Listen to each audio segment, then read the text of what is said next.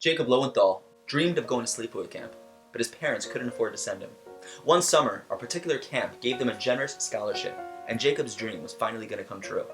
At camp, Jacob didn't have any money to spend on trips or at the camp store. He felt embarrassed sitting in the canteen next to his friends every night with no snacks to eat, while his friends were all munching away. Despite this challenge, Jacob maintained a positive attitude and did his best to enjoy the summer. One day, Rabbi Lightstone, the camp director, walked by the canteen and noticed all the kids enjoying freeze pops and ice cream cones. Everyone except Jacob. The rabbi asked Jacob why he didn't have an ice cream cone. Jacob lowered his eyes and admitted that he had no money. The rabbi approached the canteen manager and said, "I just heard from a boy that he has no money to buy anything at the canteen. His account is empty. How could it be that no one noticed?" Rabbi Lightstone pulled out $100 from his pocket and handed it to the canteen manager. "I want to make sure that Jacob can buy anything he wants for the rest of the summer. If the account ever runs low on funds, please let me know and I'll refill it." That was 19 years ago.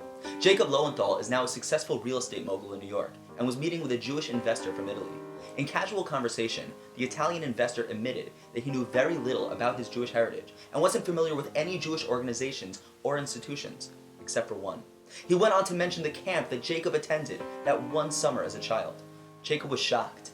What were the chances that the only Jewish institution that the man heard of was the camp that he went to?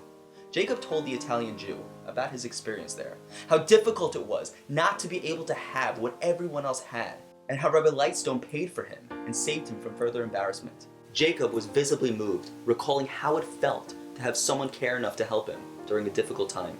The investor was inspired by Rabbi Lightstone's thoughtfulness and sensitivity, and said, "This is an institution I'd be privileged to be a part of."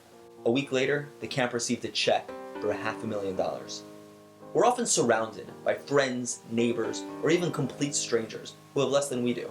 And we have a choice. We can go about our lives and remain oblivious to someone else's plight, or we can stop for a moment, contemplate their situation, and then do something to help. That simple, small act of kindness can impact someone's life and help improve the world, sometimes in ways we can never imagine.